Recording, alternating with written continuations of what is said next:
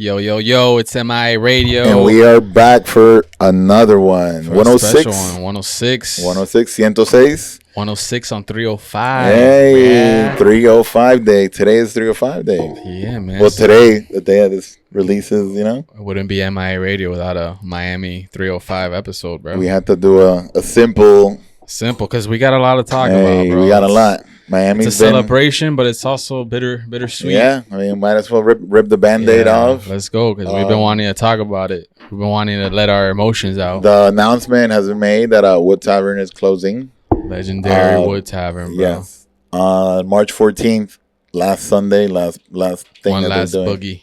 So they're still open. Wednesday, Thursday, Friday, Saturday, Sunday. This week and then next week. So yeah, Caesar, former guest of the show, hit up all the staff, and he's like, hey, I hate to tell you guys, but we'll be closing on the 14th. I'll let you guys know more as things unravel.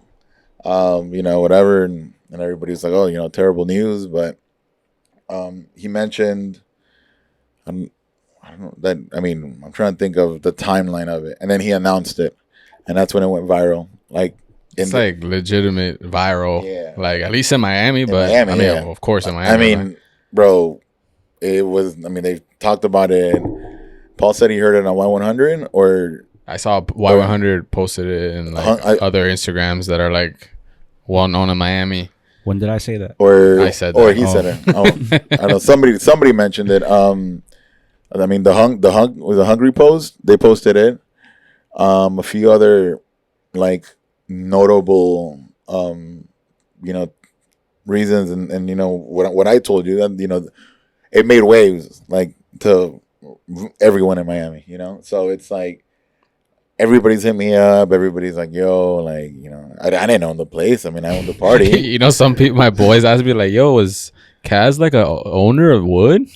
Because they were seeing your post, and they're like, yo, but it goes to show the amount of people and how many memories were in Wood. Watch their story. He's probably gonna keep reposting until then, but they've just reposting everybody's story that he has. He's been reposting it, and it's in that sense of maybe your boys only saw me, but then in their story right now is dots, because it's random people. I've been getting tagged in a lot of stuff. A lot of people have been tagging other people, and it's it's snowballing, the love of it. Everybody's been posting about it, and it's been crazy. To me, it's surreal. I don't know.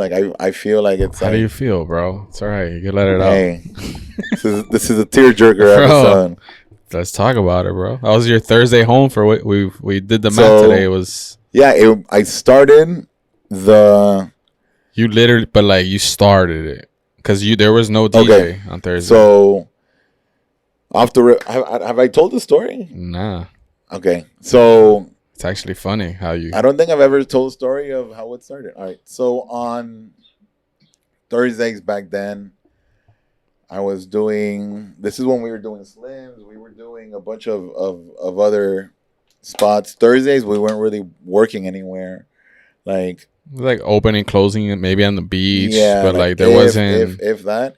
And I remember I was doing Foxhole every other week with Sharp Sound on Thursdays.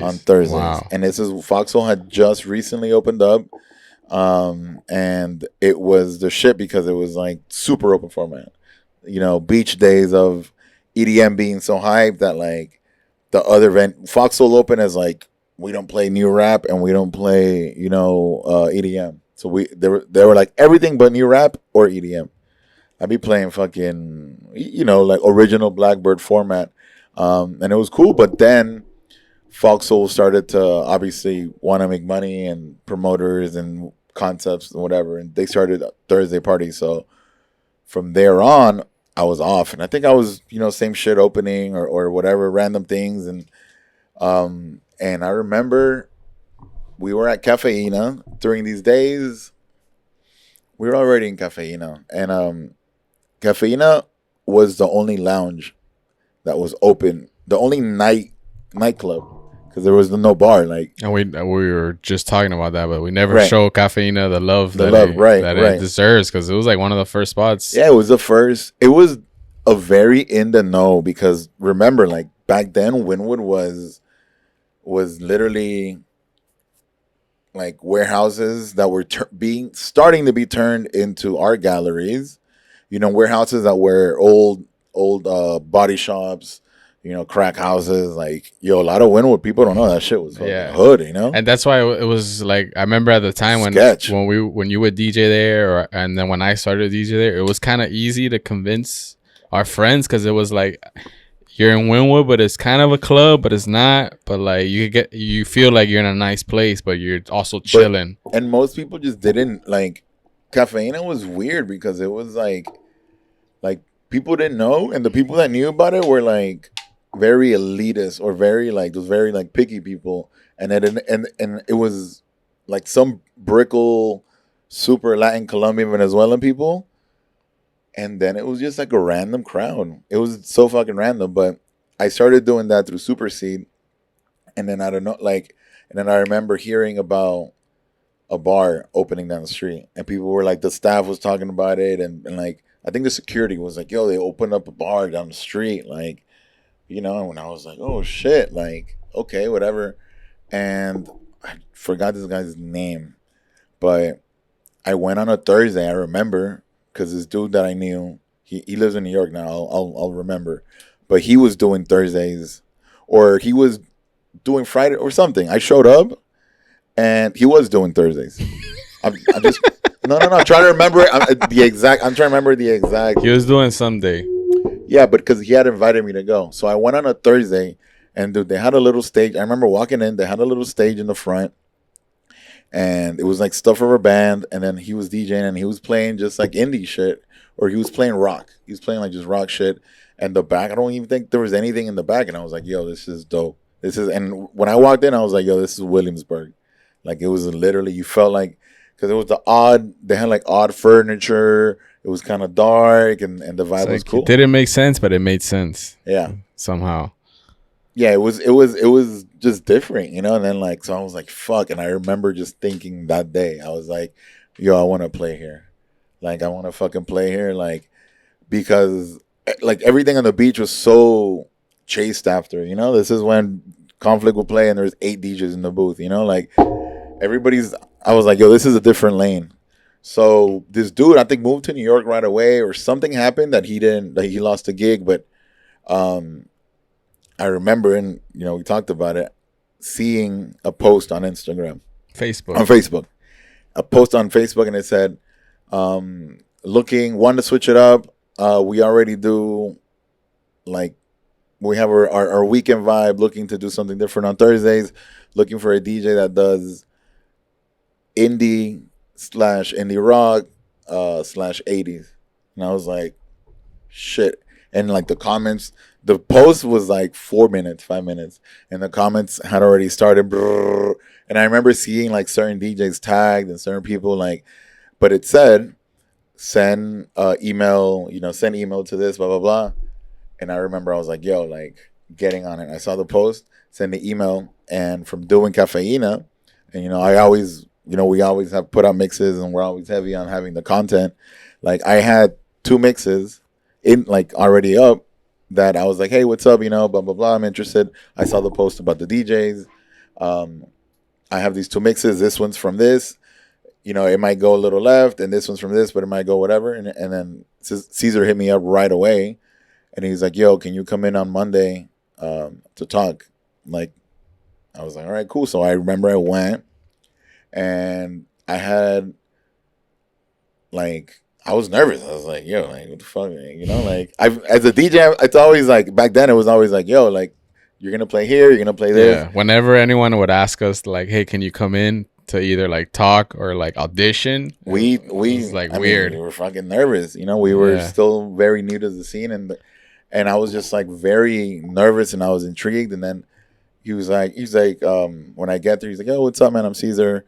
And I'm thinking, I'm like, this guy's like the manager, or is he the guy that they send, you know, like the help, like, you know? And then he's like, oh, cool. He's like, I saw your email. I didn't really get a chance to go through the mixes, and then like he started listening to it. He's like, oh, this is dope. 80s, yeah, this, boom, boom, boom, boom. He listened to it in front of you? Yeah.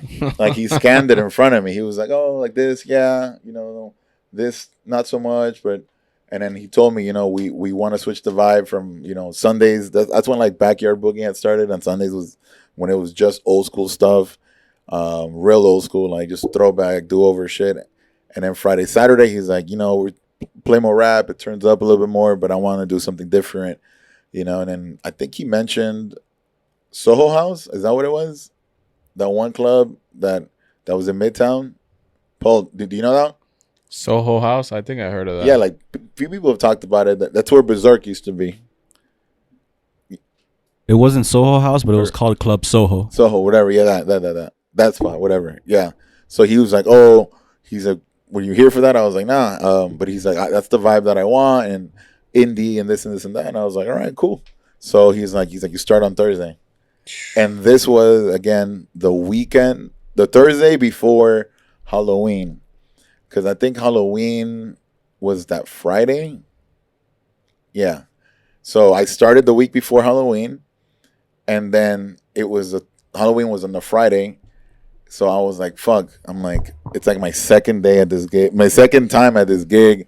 Like, do I dress up? And I'm always like, y'all know me. I'm always fucking like go ham on the fucking costumes. But second time at second time at this gig, and like I'm DJing, so the first time that I DJ'd, I show up, I'm say hi to the stuff. Hey, what's up? Whatever, blah, blah, blah. And then I played super indie, like super safe, no hip hop. And I remember I played this Treasure Fingers remix of something, and then he texted me like, yo, this is too housey. Wow. And I was like, your world was over. Yeah, I was like, fuck. I'm like, and in my head I was like, he's like, you're doing great. He's like, you're killing it, but this is too housey. Like the vibe that you had before is perfect, blah, blah, blah. And then I was like, okay, cool. And then I just never played that. And yeah, then the second week was Halloween, and Christian, my old roommate, Norman, all my Nika friends showed up. And I remember being like, fuck, am I going to dress up? And it was like a weird, like also like financially, I was like kind of like struggling. And I was like, fuck, I didn't want to like, I didn't go out costume wise. It wasn't even like an idea for me. So I was like, you know what, I'm going to come up with something. And I did Andre Agassi. Because I had the shoes. Simple. I had the shoes. I went to like Marshall's and I bought like some neon shit. I had a wig. And all these guys pulled up. And that's the first picture that I have from Wood on Thursdays. That we're all wearing a costume. It's like 4 of us. But yeah, from there on, it was that vibe. I mean, you remember that early. It was like, bro. I mean, I would. There was a time where I was there every Thursday. But that's bro. later. That's later on. Yeah, that's like later on. Well, I mean, we can get to it. Nah, but it's crazy because like like pretty much all my friends know you from going to Wood on Thursday because you kind of build that like community bar like Cheers vibe where like you go and it's like everyone's just hanging out, and then you could go by yourself after a while. Yeah. People would just be like, yeah, and I think Wood was the first venue that I comfortably would just go by myself. Like, I mean, we would go to places on the beach, but like back then we weren't confident enough or like enough to just hang at the bar, or it was awkward. Like for DJs, if you were on the beach, you were in the booth, and that's it. If you were by the bar, you look like a scrub, like like what are you what the fuck are you just doing by the bar? You're not even spending money, like it wasn't a good look. So at Wood, and I think I remember like one of the first few times that I was like, yo, I'm gonna go by myself, or like, and it was like kind of awkward, like you go and then you're like, back then I didn't even really know the bartenders that well, and I remember I sat inside because I used to play in the inside bar, and dude, and for the first, honestly, like the first almost 2 years, I don't think I rarely went outside. Like that's right, it was inside. We were inside because on Thursdays and I kind of like, I would always kind of feel like, oh, like the outside's a weekend shit. The party is inside on a Thursday. Yeah, I felt the same way. It was like, oh, Thursdays are slower, so let's keep it more chill. But it ended up working out. So like with time, I started to just meet the bartenders and like get to know them and like be cool, you know. And it's a lot of those girls are still there, you know, and the dudes too. Like just getting to know them, and then if it was, you know, if it was Plex working, I'd be like, oh, I know Plex fucks with this, or just different people had different tastes, but it was still on that format. But I would squeeze it in, and I'd be like, oh, this girl likes Jay-Z, let me play Jay-Z and like a more up tempo or like this, and I was like finding ways, and that was literally like my first, what I call like working it from the inside out, like getting to like know the staff, you know, like a mansion and places. We would talk to the girls, but we weren't like, Yeah, no, and it was always revolving. It wasn't like really like a right, fam. right, People are out there trying to make money. Like, yeah. So it was definitely like, even from the beginning, it really felt like a, you know, like a family, like a very welcoming environment, you know. So I started to kind of get tight with everybody, and you know, we didn't really have much going on. There wasn't really much. The beach was whatever, but on a Thursday, like, you didn't want to go do the same shit that you were gonna do Friday or Saturday, and you know, it helped that we were all growing, you know. So like, I had the steady Thursday, and you guys were like, yo, no matter what, like, we can always go to Wood on a Thursday. So, you know, we built that shit and I always wanted to play outside at first, but then I was like, you know what, like that one birthday, you guys remember that one birthday inside? your birthday? Yeah. I probably don't remember. Well, where they brought out the bottle with the sparkler, bro. That birthday was insane. You know, I didn't know there was an outside until you DJ'd outside. Really? I didn't know that. No, but there was an yeah, outside. like I always was like, oh, the outside is like if you're not trying to, like, you're just like there to hang out. I and never talk. went out there. Only Dude, to leave. for the longest, I rarely went outside, because it's not because I felt like, oh, like something against the weekend people, but it was like, at first I kind of did. At first, when I was like, yo, why don't I play outside? I'm like, fuck, I'm like, am I not good enough, or am I not, you know, like. But then with time, it like, you kind of realize, and yo, we had that shit lit, bro, and it was we were fucking blacking out every single fucking Thursday. It was a problem for a while. It was insane. It was Stella and a honey jack, bro. And then like, it got to the point where like I always say it in Spanish, like se cruzaba el ganado, you know, like, you know, you would have multiple you know, friends there, you know, multiple people there, and then you're like, fuck it. That's when I would go outside, you know. Like, but how long did it take for it to start like gaining traction? Because I remember when we were going, we would just go hang out, drink, and then it became like, all right, there's like always people here. I think like 2014, end of 2014, 2015, probably 2015. Yeah, because that's when I was in Vegas. Yeah. So then I remember, because you had started it, and then I left, and I was like, all right, cool. And then when I would come, that's what I like. When I was visiting Miami, I would be here for a couple of weeks, and I'd be like, every Thursday I'm going to Wood. And then I would start to see, I'm like, wait, this is like some different shit happening here. I think it was like 2014 into 2016. Those 2 years were like when it was just fucking insane. And the other dope shit was that the format was still super open format. Like, I kept it super open format. I would still play the rock shit. You know, I wouldn't play hip hop. And I loved it because I was doing Mokai on Fridays, where it was all hip hop.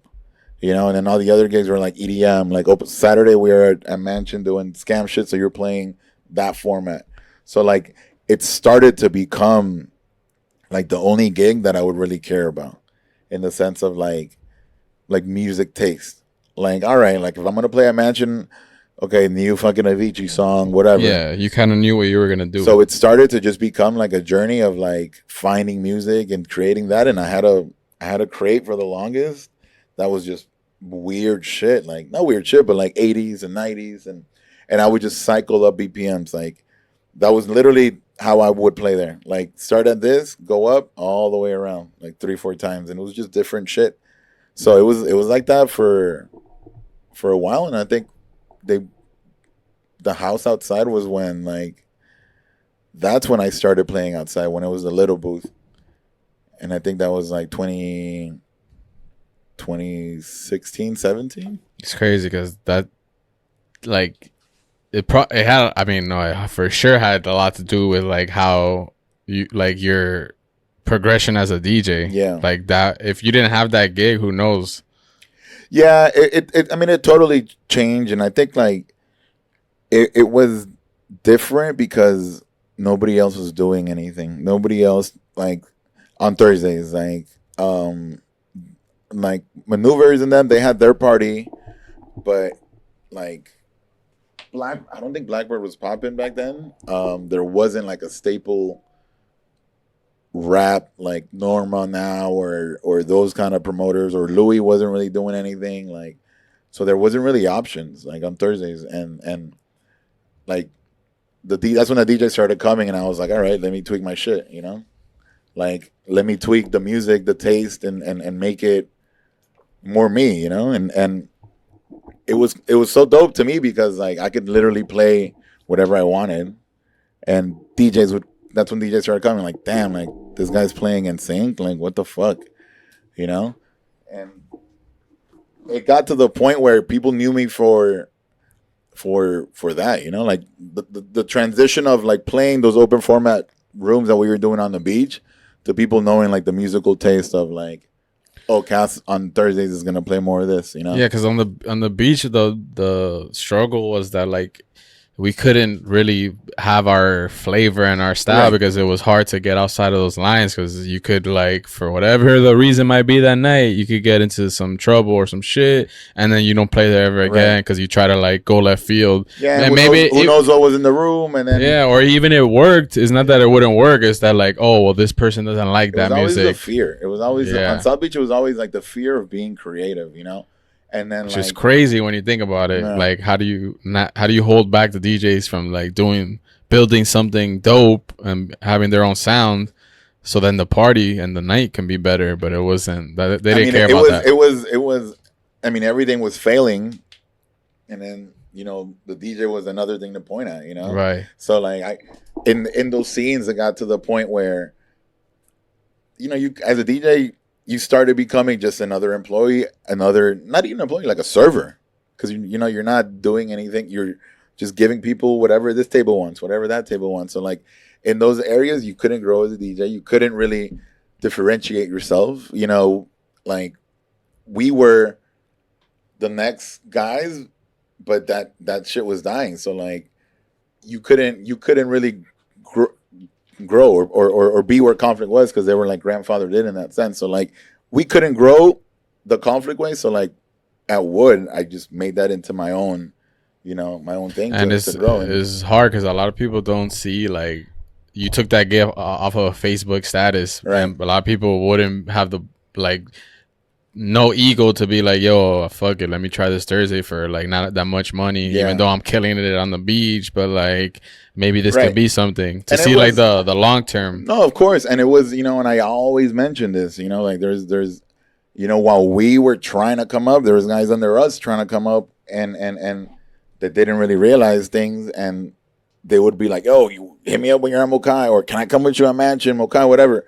And dog, every single DJ that would hit me up on some shit like about the venues that, you know, like we couldn't walk in with another dude, or, you know, like we went to work, I'd always be like, bro, what are you doing on Thursdays, man? Like, pull up to Wood, I got you, drink, chill, it's a cool environment. And so many DJs were like, nah, man, or like, oh yeah, I got you, whatever. And then, you know, they would hit me up about FDR, they hit me up about this and that, but I would always be like, yo, I don't want to talk to you in a loud ass club, like while we're there and we gotta get out the way when so and so walks in and all this bullshit. Like, come to Wood and hang. And a lot of people didn't see it as you know, they were like, what the fuck? I'm like, why are you playing there? You know, people were kind of would ask me like, yo, what's the vibe there or whatever. And then you're playing at Wynwood, like, yeah, which is crazy because now like everyone's trying to play in Wynwood. Wynwood, yeah. And it's funny how like, you know, even now they market it as like a casual, you know, like the Wynwood name, you know, like it's not South Beach, you know, I'm in Wynwood, like you can wear shorts, you know, like I don't know, dumb shit. But like, it's kind of almost turning into the same thing, just like a casual version, like a disguised version. Of course, yeah, it's just a different theme. But yeah, like at 2016, I think that's when we started playing outside.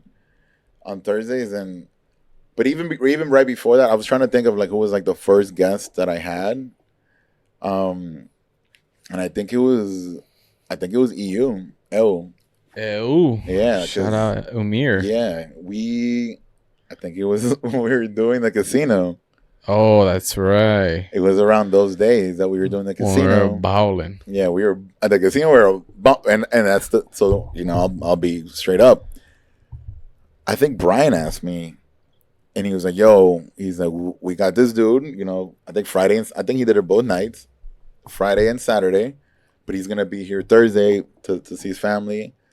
Any way he can play with you at Wood." And I'm like, "Dude, like I'm literally, barely making it, whatever." And but I told him, you know what, fuck it, why not, And I paid him more than half of my check.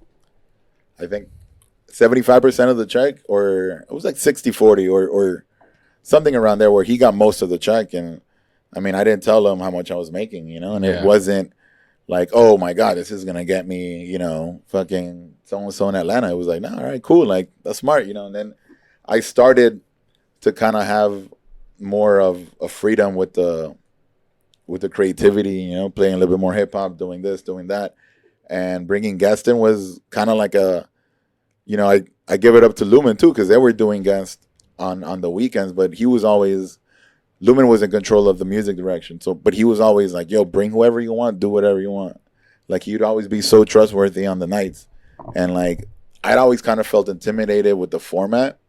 Like, damn, these guys are playing like Biggie sets on Fridays and Saturdays. Yeah. And I'm out here playing like Britney and like, but that was your shit. But I was always like, in the back of my head, I'm like, damn, like I'm not getting like, not like the OG love or like the people that are there for that come on Thursdays probably like, man, fuck this shit, But I would really get in my head about that a lot, but then I would just do it, and the crowd or like the reaction, like started turning of the people. People started expecting that kind of shit. And that's the thing, like what we were saying, like if someone would have been there and been like, bro, like that insane Bernie shit, like nah, we don't do that here. Yeah. Then you would have stopped, and then it would have just been another never grown. And like it was always like tastefully, in the sense of like it was always a mix, and it would always just keep going like the flow, like so. But I mean, obviously, sometimes we black out and go crazy. Bro, there are some blackout moments. I would be there, not even working, chilling, and I had to DJ. I remember this story. Some of those. We should get into some of these stories. Some of those. I mean, have any other, like, besides the two of you, any guests you've ever had that had a total blackout moment that you've had on there? Yeah. We could bleep the name out, but you could say the story. I mean, you already know where we're going. The only person it was kind of both of us who had the pool. Yeah. Was the one out of town. Yeah, right? We'll bleep his name. Mm-hmm. Well, you don't know him, so but you know what I'm talking about. I mean, I don't even want to mention his name.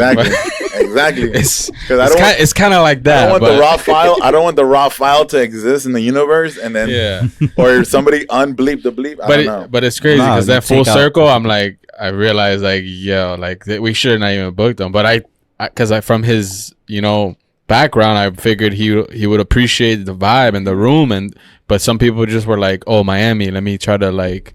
And if you're coming from a market that's like big room. But it was funny. I'll tell that story. This was, like a few years ago? It's like 15, 16. No, it was a little 14. Bit further. Wait, are we talking about? Talking about Las Vegas. Or what are you talking about? No, you guys have two different stories. Yeah. I like You're going to tell that one later then. I have a different one. All right, let's do it. I have one. Let me hear this one. I have one about... Okay, because I was wondering, I was like, wait, this one's different, but you know the guy. I'll just say it. We'll bleep it.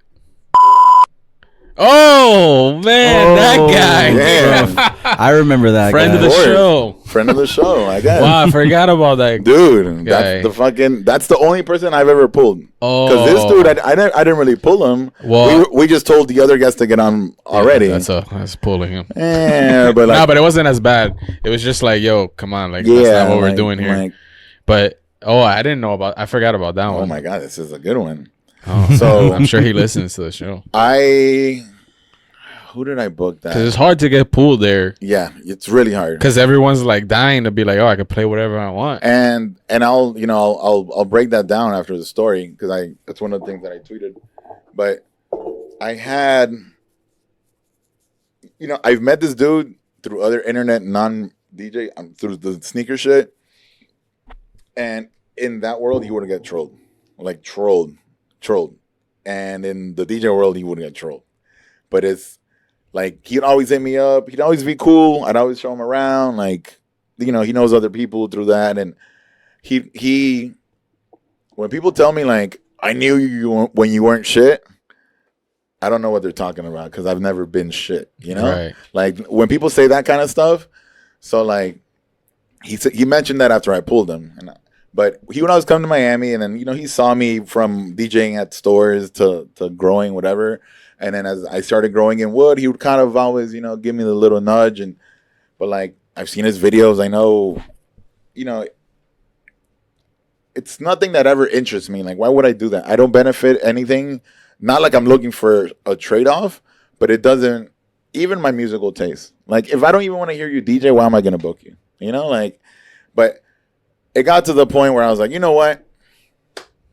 I'm going to give this kid a chance. Like, when you give, and it happens all the time, somebody that fucks up all the time, and then you're like, you know what? I kind of feel bad for them. And then boom, they fuck up again, and you're like, well. That's why you don't do it. You don't do it. So it happened to be that my boy Selecta and Pelon and all my Nika friends were here. So I told them, yo, like, they were doing something for the Gaña and they wanted to promote it. So they made their own flyer. They made their own thing. And I told them, yo, rock early. I told my boy Selecta, like, come and play old school hip hop. You don't play that much of that in Nicaragua. Like, come and do you, like, vibe. He gets on. He's doing his shit. I get on. Mind you, I had been drinking, normal shit, normal wood, normal 2017 cans at wood, Yeah. On the mic. Huscast. Huh? Huscast. Huscast is huskiest. Huscast, listcast. Huscast at the husk. But I'm rocking, and it goes with my other tweet that I said, like, when DJs are there, sometimes I let shit slip, or like I'll do things and I look back and then it'll be like, fuck, man, I would have hit that one. But I'm doing my shit. And I tell him, I'm like, yo, man, I told you, like, the format, because remember I had that text? Mm-hmm. I had a text. That's right. You had like a text. Bro, standard, generic. Fucking. Pull it out. I'm going to Dropbox. Screenshot it so we can add it onto the video, too. Yeah. You had that, like, the guidelines of wood. What guidelines?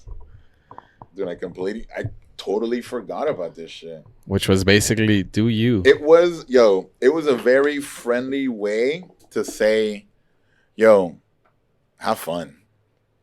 Here we go. What guidelines? If I'm sending you, listen, like, I would send you all this. What guidelines? If I'm sending you this, I trust and value you as a DJ to play at what? So here we go.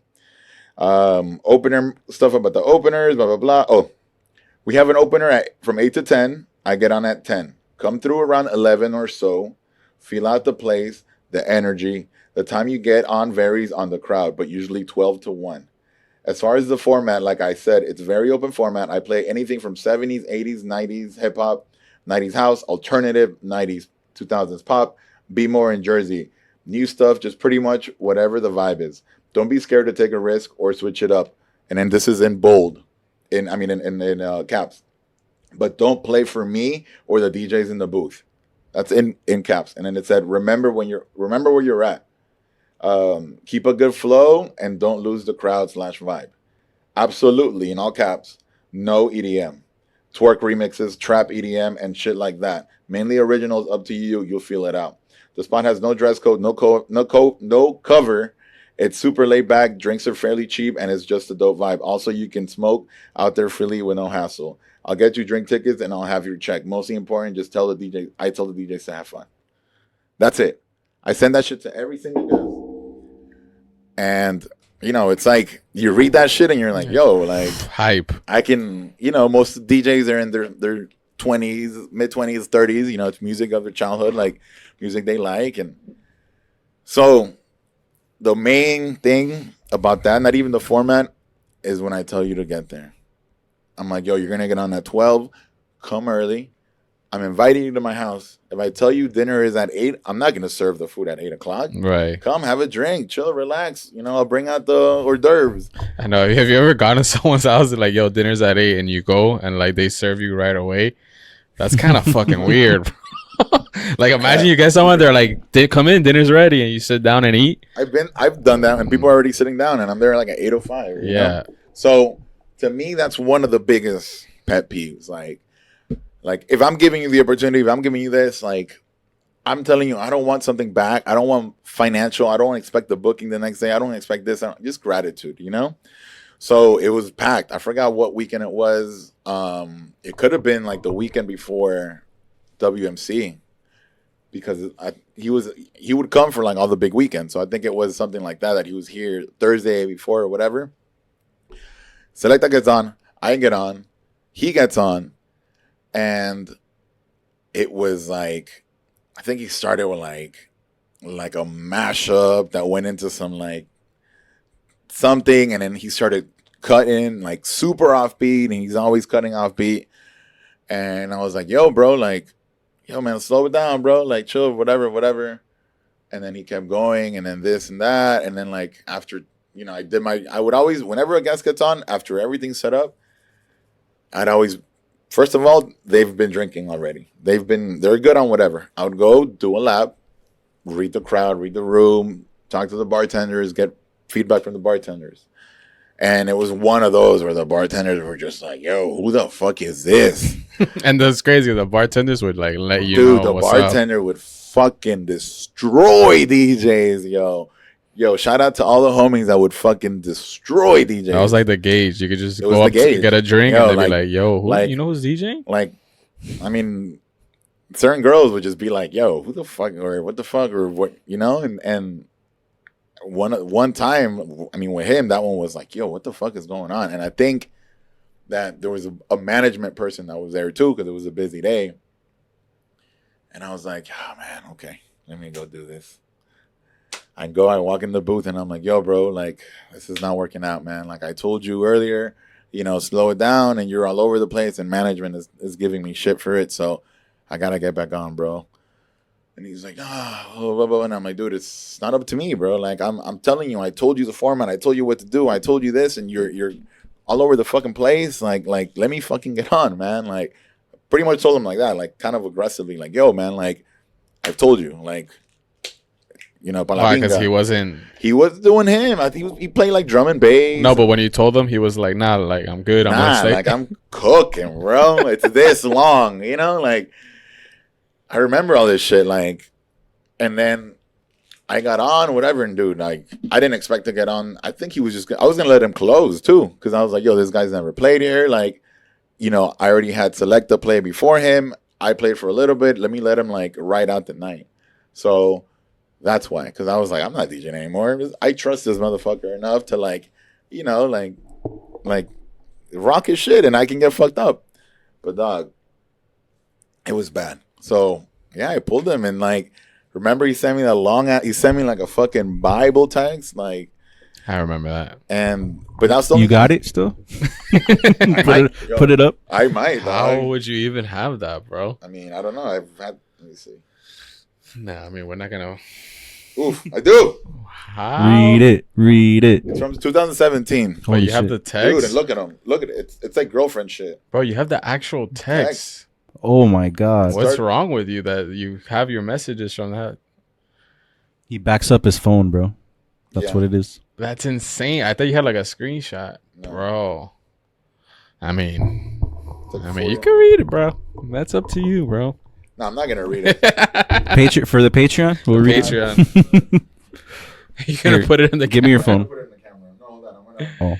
And we'll just blur it out.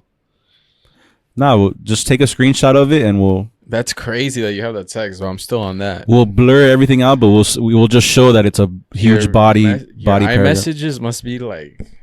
They must have a bunch of like. Your phone could probably be working faster, bro.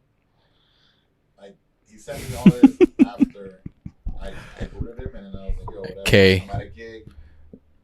I saw your paragraph though. You wrote K. Yeah, and then I was like, and then because he started saying that he talked to like to Craze and all these other people like about me, and I'm like, yo, first of all, like relax, like you're in my city, bro, you know. Check in, bro. Check in, dog. But nah. Besides that, let me think of other crazy stories like that. Well, Like, Zea has one. oh No, but that one was just someone thought coming from a big was another- market, yeah, you it could was- Yeah, you he could play started- Pitbull remixes. Yeah, yeah, and that'd be killing it because that's Miami. He did his Miami set at Mansion. Yeah, he did. Yeah, exactly. Yeah, he did a big room set. Can we say who it is? I mean, we know who it is. It's nothing Nah, bro. Just bleep it. I'll Nah. timestamp No, bro, it. no reason. We all know who he is. Yeah. Oh, it's a guy. Yeah. That narrows it down. Narrows it down. He's a DJ. But nah. Besides that, I mean, bro, like there was another DJ that kind of like I told, but then they were like, "Oh, I kind of didn't know," and I'm like, "I sent you the fucking text." You probably didn't read it. But then they played it. They just went off their laptop. They didn't go off a crate. They weren't as prepared or whatever. But I let them rock their thing, and I wasn't gonna, not pay them, or I wasn't gonna like take it away from them. But for the most part, bro, the only thing that would happen was that, and I tweeted this, like DJs would get Too drunk. no, that too, but DJs would get too comfortable, and they would come and do like a club set, like come and play like Travis Porter into this, into that, and I'd be like, yo. You know what that is? That's like there are DJs that go to your gigs at Wood and they're there because like I walk around. Yeah. And then like I'll hang around with this group of DJs, that group of DJs, and I'll just hear the comments and it's like, bro, he should be playing that club shit. You get me? I've heard that before. Yeah. Like he should be playing A Ladies and right now, and I'm just like, that's why he's here and you're Spending money at trying the to bar. get here. You get me? Yeah. Yeah, and it's but so what I would do when that would happen, it says, I don't know if this edited version said that, but I would tell people, yo, I'm gonna either put you on at this time, depending on the night, I'll put you back to back, or you'll just do your set and I'll close.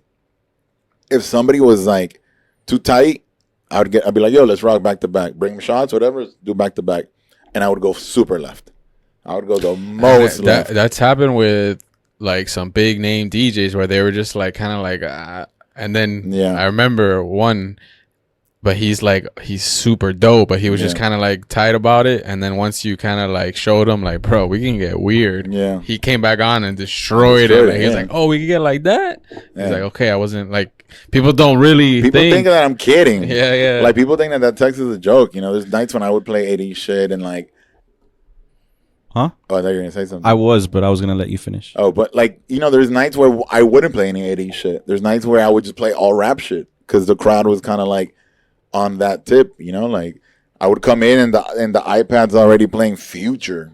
That was another thing that I would do. Like I really learned how to like put the pieces in different parts there. There was nights when I came in and it was busy, really busy for happy hour, and I would go in on all the new rap. And so I don't have to play it later because I know that the older crowd is expecting this. Sometimes I would play the new rap late. There was very never experimental. Yeah, and I would tell people, yo, there's not like a build up, opening, close in that venue. I remember it's like cycles. it could be like 1 a.m. and it's like prime time. Everyone's busy, and you would play like Get It Shoddy.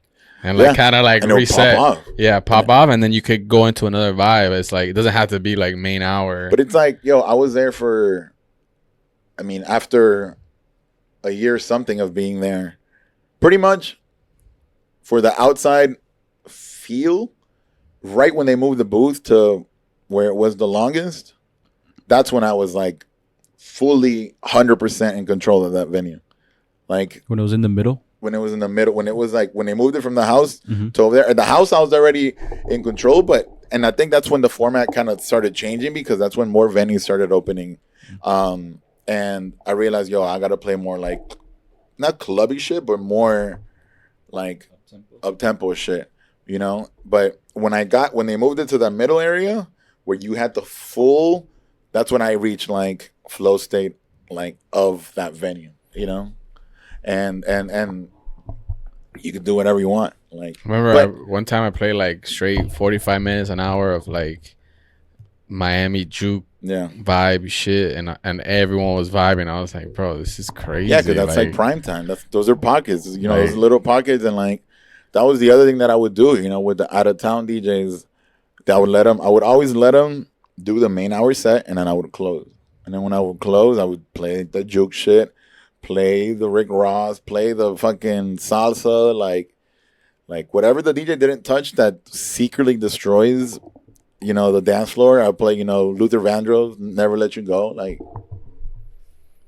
like they would be like, what the fuck, like they would think that the hottest feature song or whatever, but then you drop that or you drop like Don't Stop Till You Get Enough, like those classics there, it would explode, It was just the perfect, like I said, it was like the perfect marriage of like the crowd understanding that the DJ is like gonna do his thing, and then the DJ understanding that like I'm gonna play for the crowd, but like when it's not gonna be the same old, and then the management and the owners being like, yo, we trust you guys to do what you do. It's a well-oiled machine. It was the rare flow, yeah, and it was just the flow.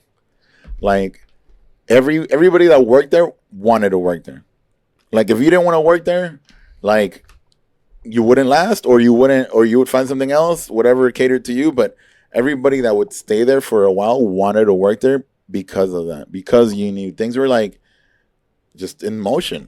Things were in motion, and when the music, like getting back to like when the format kind of started to change and more things started to open up in Wynwood, like I started kind of playing it more clubby for a little bit to kind of keep that, but then bringing everything in, bringing all the OG shit, the pop shit, the 80s shit, and there's times when like security's be like, oh man, expecting that, but dog, you're there, you can hear that shit every other day, and I think Woodhammer was one of, if not maybe the only, that kind of like stayed true to its, like, yeah, you would play some of the more popular things and clubby things, but like it never derailed from like, yo, you do you. Yeah, it was never like, yo, we need to try to get like more Latin and more this and more that. It was just like, yeah, and with the DJs, like Caesar had good communication with all the DJs, and things were kind of known, that you do this, like bachata, like you couldn't play bachata there. Now I play it. I mean, I played it like in the last year, maybe twice, but it's kind of as a novelty thing.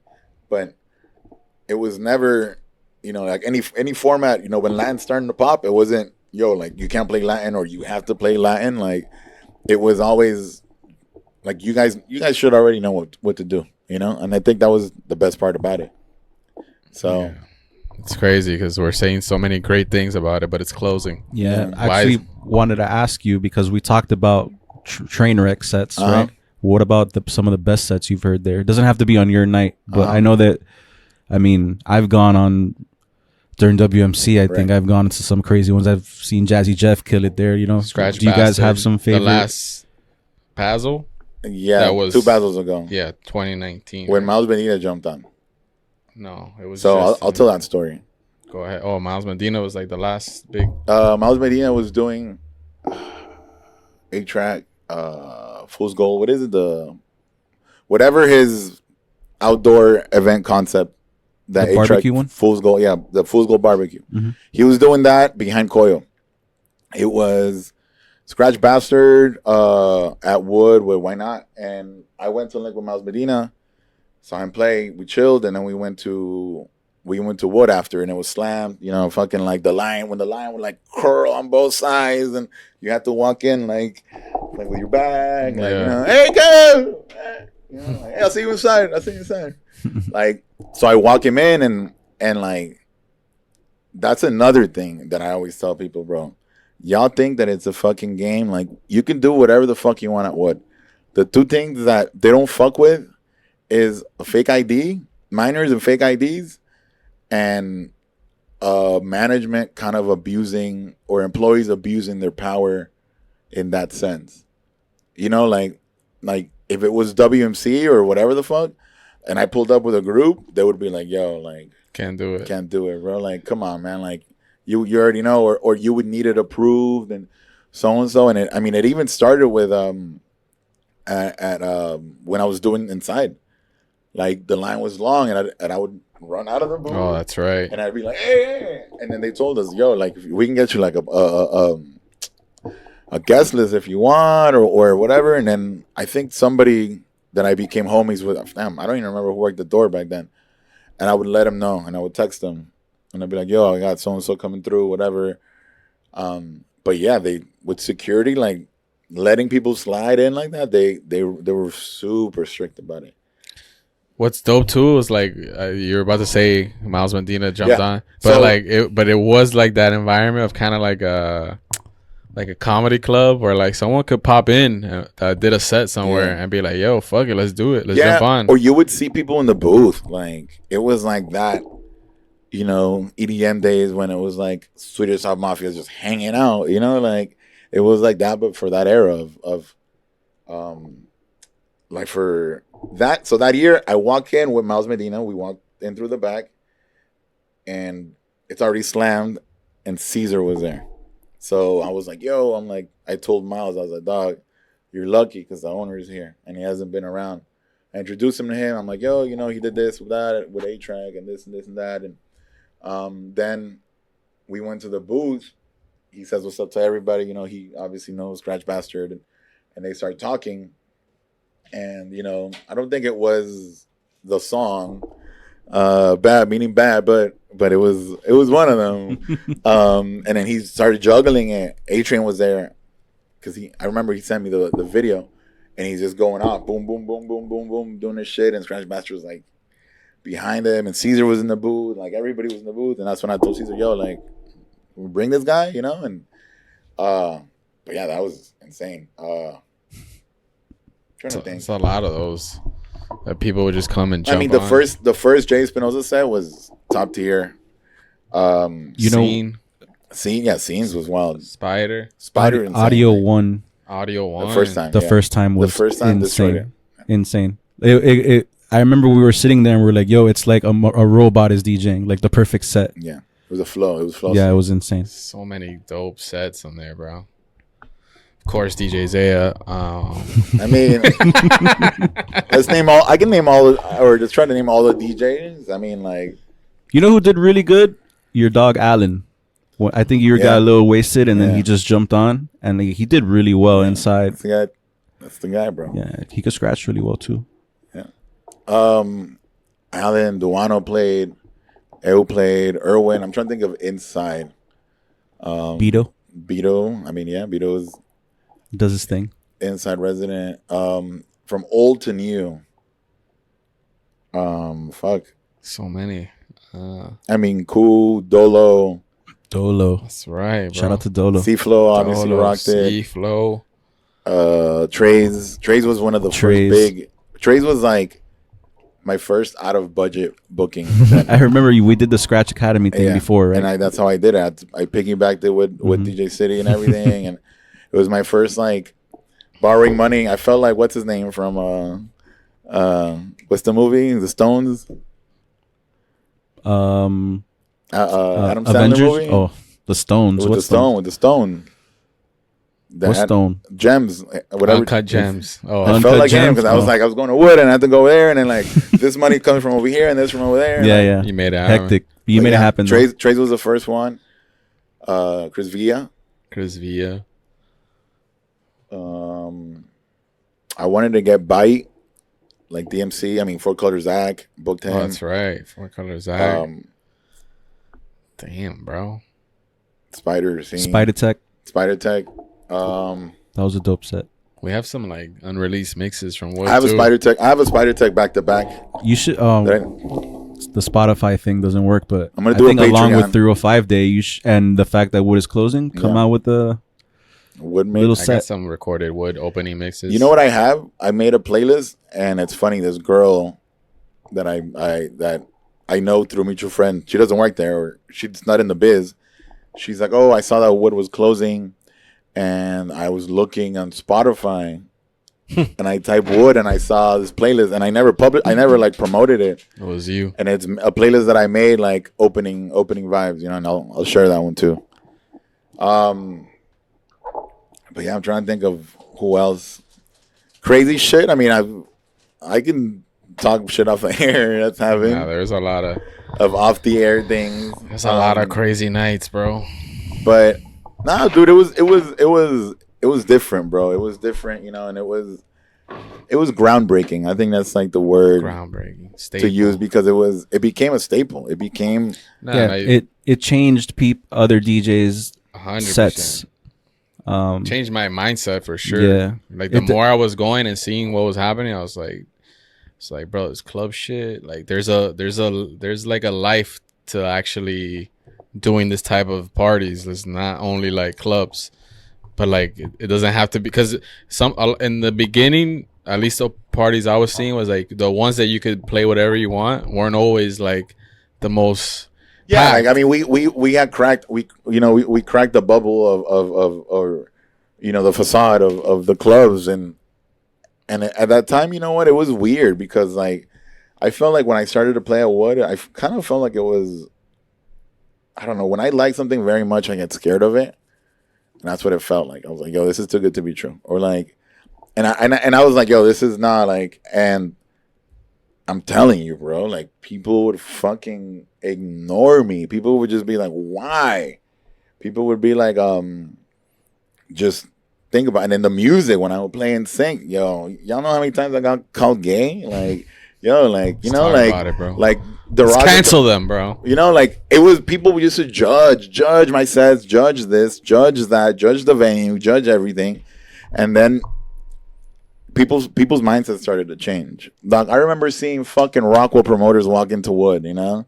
No, my favorite was when there was people out of town and like they're all from these markets that are nightclubs and big venues, and I'd be like, yo, let's go link up at Wood on Thursdays, and then we'll hang out and we'll you can meet Kaz, blah blah blah, and then they'll be like blown away, like what? It was, you know what? And I'll tell the story. I'll tell the how it would be like when my out of town snobby-ish DJs. There's a lot of guys that, you know, from smaller markets that would come out here either with, if it's with a group of people, I understand, you know, you're not in control of the party, or, you know, hey, I'm gonna go see this, I'm gonna go see that, I'm gonna go to the beach, I'm gonna link with this. Or when people would fly in, I'd be like, yo, you get here on Thursday, bro, save South Beach for Friday, save this for that. If you want to go out on to Story, I can, you know, see what's up, but you have to be there early, you have to do this. If you come to Wood, bro, you strap off your bags. The girls don't have to get fucking 8 hours to get ready in one fucking bathroom. Just pull up. I'm there at 10 o'clock. Pull up at 10. I got you. Bro, whole spread. The whole charcuterie, dog. Charcuterie board. Bro, the whole fucking spread. And then they would be like, but the girls want to go to Story. And then, bro, it would not fucking miss. They would hit me up. Mind you, Wood was closing at 3. They would hit me up at 1:30. Can you get us? We're heading out, and I'm like, yo, I'm done playing at 2:30. It's 1:30. Like you're not gonna get in anywhere. Like unless you guys are buying a minimum, or if you wanna go to 11, I'll get you this. I told you to come here at this time because this is Miami. Nobody gives a fuck that you're from San Antonio or whatever. Come, have a good time, chill, relax, enjoy. Half of them wouldn't even show up on Thursdays. Those are the people that you end up seeing in their story, that telling that they were gonna go to fucking Story and live, and then you see them at the Clevelander, you know, like ducks, you know, like just posted. They party on the beach Friday, Saturday spend all their money, and then Sunday or Saturday would hit you up and be like, yo, what's that spot that you play at? Are you there on Saturday? Are you there on Friday? Oh, you know, we balled out, you know. Fuck them, like it, and then with years of them coming, they would start coming to Wynwood more, and they would come to Wood, and they would come to like hang that vibe, because then in their small cities, in their fucking markets, they started opening more casual venues. You know, the clubs started dying, and they started being more open format and more this and that. But they used to hate it back then. Yeah, that's why also it was tough, like for DJs, because like everyone from the outside saw the beach and like Miami as like that's Miami, right? Like that's the cool shit. Right. So then everyone kind of stayed on that, like, well, these are like the clubs that everyone's cares about, so we got to do them. But it wasn't really the case. I mean, you know the drill. Like, you know, we've talked about how doing, you know, DJing is about a balance. Like you play at maybe a good venue that pays little, but it's a good look, and that can get you more people, or a shitty venue that might pay a lot, or a private thing, you know, like a balance. You know, there was a point where we were doing these mega clubs for the name and the rep and all this and that, but Wood when I would tell people, yo, like, what is this? Like, they're like, no, we want to go here. Like, but then when everything balanced out, to me, it was like a joke's on you. Like, we've been doing this shit. Y'all late to this shit, you know? Like, and as soon as I started seeing like the flow of people kind of being like, yo, wait, hold on. Where is, you know, like I said, like seeing Rockwell promoters or these out-of-towner guys that I'm like, yo, what the fuck are you doing here, you know? People would tag me when, you know, certain models would post and tag on you know, like tag Wood, that they were at Wood, big names, whatever. I'm like, yo, like tables have turned, man, you know? And it was crazy to me, like, to see that. I remember Brax, one time with Brax and all her friends would pull up and smoke and chill, whatever. It was a different environment. It was a different world that. And the first one to have bleachers. And the first one to have bleachers. being known. Like, there should be, like, yo. He should, Caesar should be getting residual for sure. Checks from everyone that has bleachers. Yo, but I remember, like, when they had the truck, when they had both trucks, remember, inside? Oh, that's right. The Winnebago, when they had the taco truck. Bro, the back tripled in size, you know? Like, I mean, it's crazy, bro. But, I mean, I think the next 2 weeks are going to be interesting, probably bro. Insane. Maybe they raise enough capital in the next 2 weeks to, like... Well, he already said that location is going to close, but he plans on opening a Wood Tavern eventually, so... Nah, and he knows what he's doing, bro. Right. So when he says that he's going to do something... Yeah. We'll just have to wait 3 years. Right. Hey, I'm going to screenshot that shit. And Cast Thursdays. This a very Wood-centric episode. Do you want to maybe talk a bit about 305 Day, or is there anything going on? I mean, the thing that is, we know this about? is a weird 305. I know. Normally, we would have had probably a pop-up event. I've already seen. So I've seen a few events. I saw Laz is like a handful, but it's just like DJing somewhere. Yeah. Like before was like there would have been a whole. There used to be a festival, right? The Hialeah one. Oh yeah, that's true. There's nothing like that. There's things going on. I got hit up. Midtown Mall is doing like a block party thing. Oh, social distance block party. What about but everyone's doing it on the 6th. No one's doing anything on Friday. On the Friday. Is it Good Friday or some shit? You know what's going on? No, it's until April. Oh. The Wharf. The Wharf, they're doing something, but on Saturday, and it's Mr. Mauricio and somebody. Sandman. Oh, I was just gonna promote us, bro. You missed the fucking. You're gonna promote us? Yeah, we're 5 days. Oh, we're there Friday. Yeah, bro. You didn't know there's a special event? Pitbull only. MIA Radio Live. 305 set. You know what? I hate to go back to Wood, but I was gonna post. I don't know. It airs on Friday, so I was gonna post. Yo, like 2 more days. You know, playing all Miami shit tomorrow. Mm-hmm. So or Thursday. So we'll see. You should do it. We'll see. Where were we right before that? About 305 Day. Everyone should just. I have a question. Is Tobacco Road doing something? They're opening. Are they just opening? Yeah. Is that their grand opening? I don't know if it's this weekend or not, but I saw that they're opening. They slip if they don't. I was looking at my calendar, and then like a booking popped up, but it wasn't mine. It was Zea's. Oh, you saw that? Yeah. The return. Damn, the where return, you at? bro. Should we plug dates? Do you want to plug it in? Church announcements.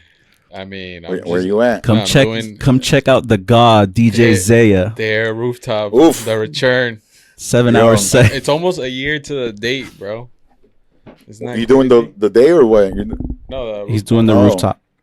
It's not 7 hours set, is it? Yeah, 10 to 4. It is. I am there. I'm there. You're there Friday too. You're there Friday as well. On 305 Day. I was supposed to be on this Friday, but I couldn't do it. Oh, Cass is out there in the 954. So I'm celebrating on 305 in the 95.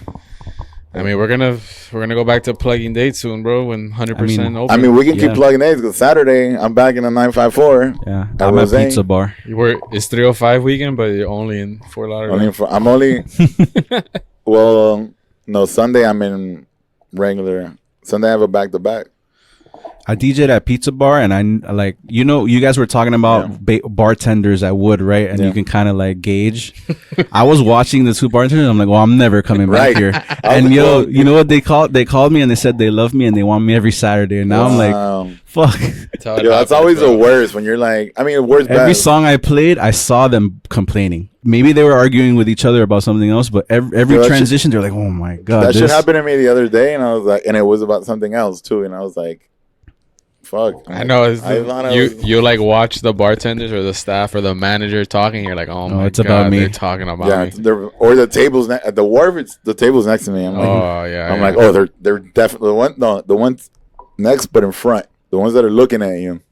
I'm always like, yo, those motherfuckers are talking about me. I know. I know they fucking hate this fucking pretty woman shit. Yeah, but at this point, who gives? But I don't know. I mean, I don't know what's going. But there's nothing big. There's no like festival. The Jalea thing isn't going on. Can't do anything. Yeah, right. People DJing till 12 at night. Yeah, on Friday. Is there any? I haven't gotten the Eventbrite. But I know that the Wharf is doing like a Only in Date. I think it's sponsored by Only in Date. Oh, that's cool. Right. I did see that. So, but no one's doing anything on that Friday. So I don't know. So dumb. So everybody should just listen to MIA radio. Yeah, listen to MIA and be safe. Pull up to the Wharf. Ka5 Zea are playing at the Wharf. Ka5 Zea, what? I don't. Back to back. I'm gonna be honest. I don't think I'm ever returning to back to back happy hour set. It's changed a lot. I mean, we can get into that. It's changed a lot. The crowd is 100% different. It's fun though. Now it's now you don't even want to play Spanish. Yeah, you don't care to. Dog, when I thought I was done, you pulled me right back, bro. I play Shania Twain, dog. Oh my God. Yeah. Fuck on. Everything works. I've been going in my very open wedding.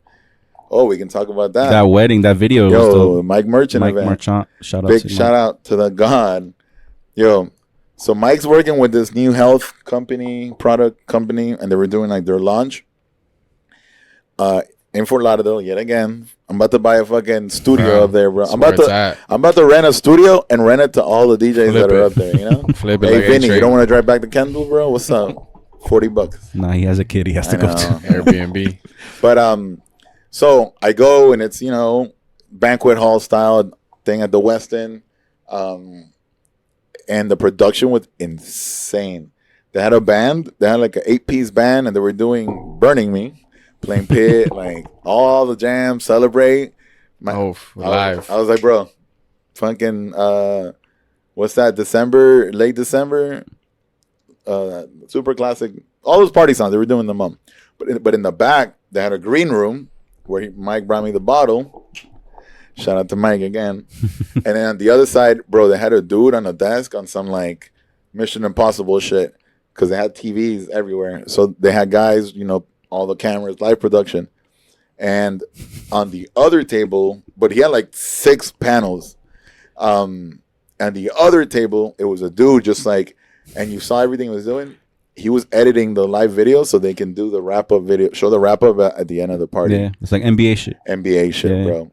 I've sat in the classes that I'm taking. Yeah. They make you sit in shit, and I sat in was it an NBA one? Oh, it could have been like a NCAA one, and bro, that shit gave me anxiety. It's insane. I always thought about that. Like, you got 3 minutes to make this cue out to a commercial, and it has to be highlights of what just happened in these 3 minutes. It's fucking insane. And they were doing that shit, and but after the band was done, bro, Mike is hilarious, dog. He's like, I want to introduce you. I want to let them know that Pitbull's deep. I'm like, bro, I'm not Pitbull's deep. He's like, well, you're, and I'm like.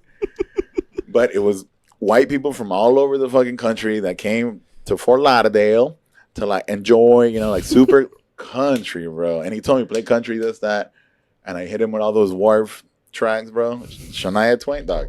Popped off. Yeah, we gotta add this video in the thing because that video is fire. That reaction is prime 1997. Here we go. Oh my god! Fucking popped off, bro. Yeah. Here we go. Fire, bro. In the bag. Friends in Low Places. That's the reaction you want. I played Friends in Low Places, dog, and that shit was like dreams and nightmares. Like, I played Dreams and Nightmares at the Wharf, but yeah, continue. No way. Yeah. Oh my god. With Emmy, changed. with Emmy there. Oh my god. Telling me like keep going. Wow. Okay. But that's crazy. But yeah, I did that, bro. That was dope. Green room. Yeah, that looked Green really room cool. vibes. And and like, even though I get tested all the time and everybody knows the drill, I was on stage by myself. Bro, these girls were like in their own shit. It was fun. So I might be doing more private shit, bro. Yeah. I think the next couple months are gonna be interesting. We'll things see. get back. Texas has a no mask rule now, so maybe And Miami is gonna, Florida's gonna follow. Well, I'm there next weekend. Yeah. No, everything's open 100%. I get there on the 12th. Nothing. They opened up for Kaz. Yeah, dude. It was so funny because like everybody was like, "Bro, aren't you going there this weekend? The next weekend?" And I was like, "Yeah." Your lineup needs to be the screenshot of the news breaking. Oh my god, 100% wow. open. I was gonna do. You know what I was gonna do? DJ Cass is in town. I had a better one, and I'll save. This is like a concept that I had when I started doing design shit for Vegas, but I was gonna do it for Texas. Do like a Texas Hold'em. Mm-hmm. And then have like the king, the ace, and the 5. That's fine. But that one's better though. I mean, it just happened. So I know, but that one's gonna get this one. You need a lot of engagement. You can make 2. I don't know. Patreon. Everything that's offensive, just put it on your Patreon. Paywall. People will get mad at that, right? Yeah. No. Knees break one. Who cares? Those people are no one from Miami's gonna go see you. Exactly. So I don't give a fuck. everyone from Texas is gonna love it. I'm saying the look, the layout of it is insensitive. You gonna start putting out monthly calendars again, or what? Bro, this month, half of my month, I'm pretty swamped. Dog, tomorrow I'm at Wood. Thursday I'm at Wood. Friday the Wharf there. Saturday Rose. And Sunday Copper. Sunday Copper and STK. Yeah. Back. Last week I did my first back to back, and Sunday I was. Monday done. I am not bro. playing ball probably. I don't think I'm going back to that life, bro. I think I'm good. You know what? I forgot to be like exhausted, drained, tired, like that. Like I know. I forgot what it was. That Sunday night, and and I've been going ham on Sundays too. Like Sundays have been the day that I'm to go ham, yeah. To go, bro. It's literally the end of the work week. Like if we're doing this. Bro, like I mean, Thursday, Friday, Saturday. Even if I'm not working, I end up in Fort Lauderdale. And going to Fort Lauderdale is a fucking draining ass fucking excursion, dog. Because you'll come back fucked up at like 6 in the morning. No, if they're podcasting all day, it's not easy, bro. It's not an easy life. Brian and TR and all these people were there. Yeah. Damn, dry snitching. If you want to listen to what happened to Brian, you can go head over to the PR cast. PR cast for a special episode. Brian with a Y. Brian with a Y. B Money. But I gotta make it a jiu-jitsu class, bro. Yeah. So it's a big weekend.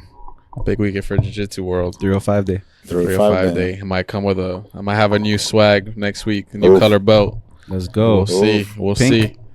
Blue, dog. Brown? Blue, damn. I've been working, dog. What's the beginning? White. And then where does White, it go blue, from there? Purple, brown, black. Okay, cool. So Nice. I'm almost there. Why don't you just buy the color? Nah, bro, it's disrespectful. We're gonna cut that part out. I can't believe you even said that, bro. Can't buy belts out here, bro. My fucking coach is gonna have Bro, does he listen? Hey, He might. we might have to have him on soon. Matter Oof, of fact, that's a he's dope- always that's he's cool. always telling me. Hey, That's cool. You know who's coming to town? Well, he's only coming for this weekend, but next time he's back, coin slot. Oh yeah, we'll have him So on for sure. I just remembered and wanted to throw that teaser because Coast to coast. I know a lot of people. First of all, if you're still listening, thank you. It's 305 day, bro. But if you know coin slot, we're gonna have him on. So get ready. And we got a guest next week. Locked, confirmed, 100%. Believe me, you wanna. It's gonna be a good one, especially for DJs that are trying to find other ways to Sources make of money. income. It's gonna be good. This guy's killing it, but we out. It's 305 day MI Radio. Peace out, Woods. Peace.